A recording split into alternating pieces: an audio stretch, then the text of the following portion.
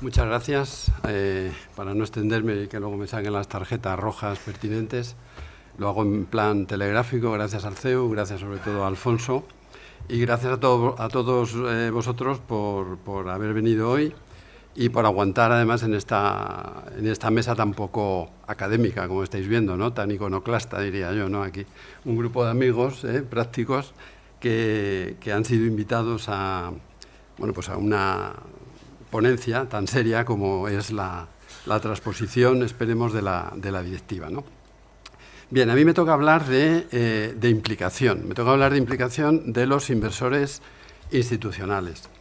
El tema tiene su interés, ya no solo por, digamos, a nivel teórico, sino incluso desde el punto de vista práctico, porque lo principal, creo yo, a la hora de hablar de algo es saber de qué estás hablando. Y yo no es que no sepa no me malinterpretéis, que también hay algo de eso, pero no es que no sepa de qué voy a hablar, pero lo que sé es que la implicación no está definida en la directiva. Con lo cual, pues ya empezamos mal. Es decir, la directiva habla de que los inversores institucionales y los gestores de activos, como veremos ahora, se tienen que implicar, tienen que tener una política de implicación, etcétera.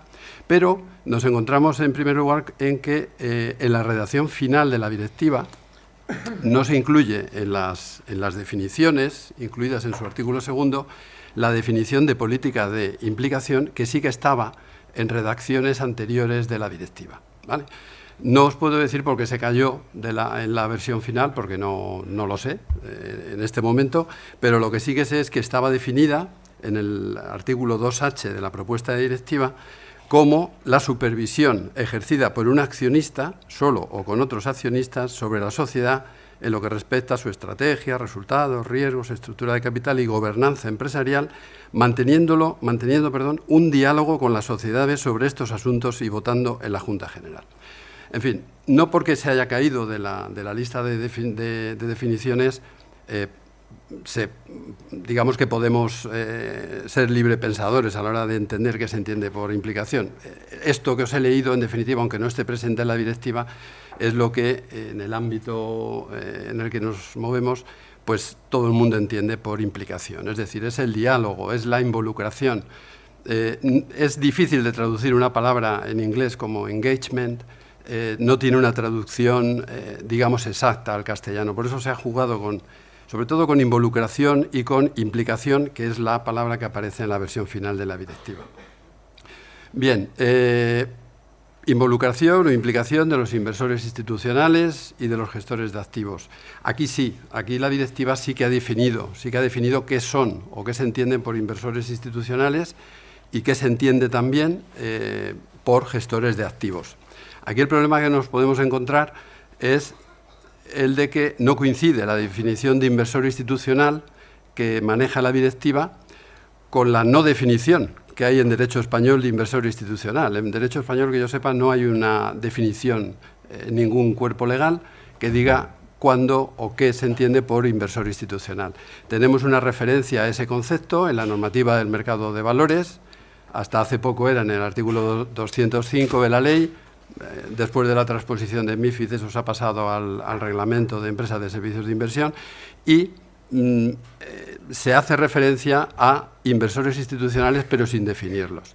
Si nos vamos al ámbito académico, pues hay opiniones, como pasa siempre, pues diversas. Se habla de que hay un concepto más amplio de inversor institucional y otro más restringido. El restringido pues serían las gestoras de fondos, las empresas de servicios de inversión y también las entidades de crédito y las entidades aseguradoras. Se incluyen en ese concepto amplio. Los que consideran o son más partidarios del concepto estricto o reducido excluyen del carácter de inversor institucional a los bancos y a las empresas aseguradoras, salvo cuando estén gestionando carteras o, digamos, valores, propiedad de clientes suyos, ¿no? Bueno, pues la directiva, para hacer esto más fácil de entender, da una definición de inversor institucional todavía más reducida que esta que os acabo de exponer, que maneja la doctrina española, ¿no? Y entonces limita el concepto de inversor institucional a las compañías de seguros del ramo de vida y a los fondos de pensiones del sistema de empleo. Os lo estoy abreviando un poco, la definición es mucho más larga, pero básicamente esa es la definición de inversor institucional. Es cierto que hay que completarla con la que viene a continuación, que es la definición de gestor de activos. Decimos, bueno, pues ahí tendremos todos los que nos faltan, de acuerdo con la normativa española. Bueno, pues sí, más o menos. Ahí tenemos, dentro de la definición de gestor de activos, tenemos a las empresas de servicios de inversión cuando gestionen carteras de sus clientes, tenemos a las gestoras de fondos de inversión y de fondos alternativos, capital riesgo, fondos de tipo cerrado, etcétera, y a las empresas de servicios de inversión. Y a las sociedades, tanto de inversión colectiva como de capital riesgo, autogestionadas, las que no tienen una gestora que gestiona sus carteras. Por lo tanto, a estas definiciones nos tenemos que acoger, por decirlo de alguna manera, cuando nos pongamos a interpretar los artículos que hablan y que regulan la implicación de los inversores institucionales y de los gestores de activos. Yo no sé, me lo he preguntado ahora estos días preparando la ponencia, realmente el legislador, aunque la directiva es de mínimos y la directiva efectivamente facilita o permite a los Estados imponer requisitos más severos que los que establece la propia directiva, pero no creo que esa posibilidad llegue o permita, mejor dicho, al legislador español a la hora de la transposición alterar estos conceptos, con lo cual pues me temo y supongo que la transposición de la directiva pues va a hacer que los que nos dedicamos a esto pues cambiemos un poco el chip y tengamos presente que a partir de ahora, a partir de que se transponga, cuando se hable de inversores institucionales, pues tenemos que pensar en compañías de seguros del ramo de vida y en fondos de pensiones del sistema de empleo. Dicho esto, los artículos que regulan la implicación de los accionistas son 3 artículos. Dentro del artículo 3, valga la redundancia, que son el 3, en fin, con esta nomenclatura que está tan de moda, desgraciadamente, en los últimos años, ¿no? Pues el 3 octis, el 3 nonis y el 3 decies. Perdón, porque el latín, aunque lo estudié, como es previsible por mi edad, pero se me ha olvidado bastante, entonces no sé pronunciarlo muy bien. Bien, el 3 octis habla de la política de implicación, como he dicho, sin estar definida en la versión final de la directiva. Este es el más fácil de interpretar, por llamarlo de alguna manera, y el que yo creo que más trascendencia práctica puede tener en el futuro. ¿Por qué? Porque este por lo menos es claro a la hora de fijar digamos el contenido. Se me ha olvidado decir que se ha estado debatiendo mucho a lo largo de décadas sobre si los inversores institucionales, que tradicionalmente han sido muy pasivos, no han ido a votar a las juntas, unos son más cortoplacistas y otros pues un poco menos, pero lo único o lo que básicamente les ha preocupado es la rentabilidad financiera, pues han tenido la tradición y han cumplido la tradición de no votar en las juntas y de no asistir a las juntas, o asistir normalmente delegando el voto en el Consejo de Administración de la entidad, que es una práctica muy consolidada en España y fuera de España. Se planteó durante décadas la posibilidad de obligarles por ley a votar en las juntas generales, ¿no? Se debatió mucho en el ámbito comunitario, Estados Unidos también, y al final se consideró que era mejor no obligarles a ejercer el derecho de voto, porque eso lo que iba a provocar era precisamente que esa práctica que unos no llevaban a cabo de delegar el voto, digamos un poco a ciegas, pues se convirtiese ya en una práctica amparada de alguna manera por la propia norma, ¿no? Entonces, la directiva se hace, digamos, eco de manera no declarada de esta misma declaración o de esta misma situación de no obligar, de esta no obligación, perdón, de ejercer el derecho de voto, y lo que establece son obligaciones de transparencia, obligaciones de información, y esas son las que vienen reguladas en los 3 artículos que estoy comentando. El 3 Octis, como digo, establece que tanto los inversores institucionales como los gestores de activos tienen que desarrollar y publicar una política de implicación. Es decir, tienen que hacer un documento, lo tienen que publicar en su página web, donde declaren y donde hagan pública cuál es su política en relación con el seguimiento de las sociedades en las que intervienen, en relación pues, con un montón de puntos, ¿no? Su estrategia, el rendimiento financiero y no financiero, los riesgos, el impacto social y medioambiental, el gobierno corporativo, etcétera.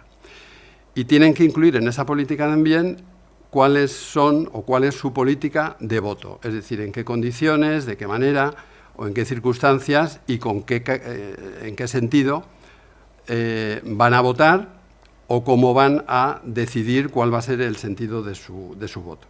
Y luego, además, con carácter anual, van a tener que publicar un informe donde comuniquen y pongan en conocimiento público cuál ha sido, digamos, la realidad de lo que han hecho durante el año anterior en relación con el ejercicio de su derecho de voto y con su política de implicación en general, ¿no? Con lo cual este primero parece claro. Este primer artículo no plantea, sin perjuicio de que luego a la hora de transponerlo pues bueno, el legislador español se pegue más al texto de la directiva o sea más restrictivo, como le permite, que eso no lo sé en este momento, pero bueno, es fácil de interpretar. Todos vamos a poder, a partir de la transposición, entrar en la página web de cualquier inversor institucional o gestor de activo y consultar cuál es su política de voto, cuál es su política de implicación en relación con las compañías en las que invierten, ¿vale? No tan fácil de interpretar son los otros 2 artículos, el 3 nonis y el 3 decies. Y no son tan fáciles de interpretar porque contemplan, digamos, aspectos ya parciales o aspectos muy particulares relativos a una o a otra figura, a la inversora institucional o al gestor de activos. No es como el primero que os he comentado, que afecta y establece las mismas obligaciones a ambos. Por ejemplo, el 3 nonis afecta solo a los inversores institucionales. Recordad, compañías aseguradoras del ramo de vida y gestoras de fondos de inversión, de fondos de pensiones del sistema de empleo, les obliga a publicar en qué manera la estrategia de inversión que llevan a cabo es coherente con el perfil y duración de sus pasivos. Es algo que ha comentado antes Juan. Las gestoras las compañías de seguros y las gestoras de planes de pensiones tienen que llevar a cabo una gestión de sus activos coherente en plazos con la de sus pasivos. Entonces, sobre ese específico punto, sobre la estrategia que aplican en esa materia, van a tener que informar públicamente.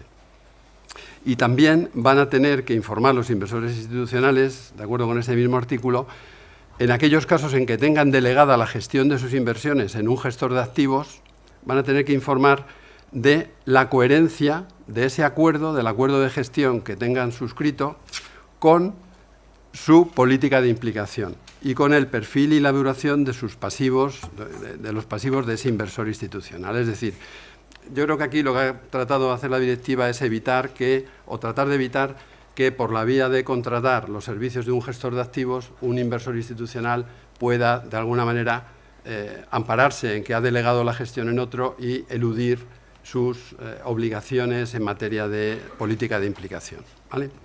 Y ya por último, el 3 decies se refiere específicamente a los gestores de activos, que son todos los que os he comentado antes. Aquí sí que entran las empresas de servicios de inversión, los bancos, etcétera, las gestoras de fondos, y les obliga a publicar un informe anual, pero aquí dice la norma que se dirige solo al inversor institucional, explicando si la estrategia de inversión que ha llevado a cabo al amparo de ese acuerdo de gestión contribuye al rendimiento a medio y largo plazo de los activos del inversor institucional. Es decir, que de alguna manera el 3 nonies y el 3 decies son un poco el anverso y el reverso de una misma moneda. Es decir, el inversor institucional tiene que justificar que la delegación de la gestión de sus activos no va a afectar negativamente o es coherente con su política de implicación,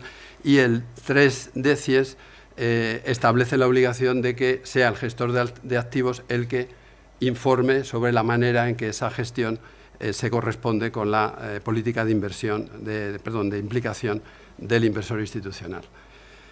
Y a la vista de las pocas bajas que ha habido durante mi intervención, pues ya solo me queda daros las gracias porque, desde luego, estos 3 artículos, Alfonso, es de lo mejorcito que tiene la directiva para comentar. Muchas gracias.